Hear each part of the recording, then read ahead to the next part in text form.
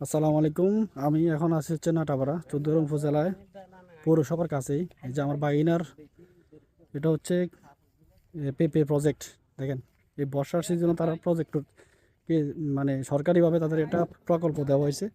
এই প্রকল্পের আন্ডারেই তারা কিন্তু শতভাগ নিরাপদ পেঁপে উৎপাদন করতেছে। এটা হচ্ছে তাদের ক্ষেত।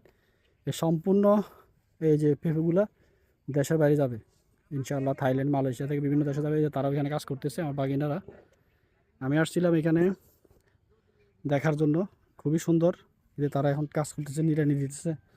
এই যে একজন অফিসার আছে স্কোয়ারের, স্কোয়ারের যে ওষুধ আছে, ওষুধ কোম্পানির, দেখার জন্য পরামর্শ দিতেছে এখানে কি করা যায়।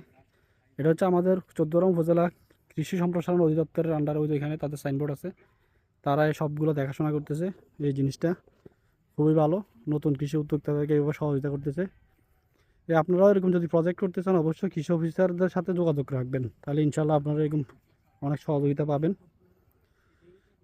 এটা হচ্ছে বর্ষাকালের পেঁপে চাষ। এটা রেড লেডি নাকি জানি জাত লাগাইছে। আলহামদুলিল্লাহ, দেখছেন ড্রেন অনেক বড় বড় করছে যাতে পানি না জমে। সবগুলো গাছে মোটামুটি ভালো হচ্ছে, ভালো আছে আলহামদুলিল্লাহ।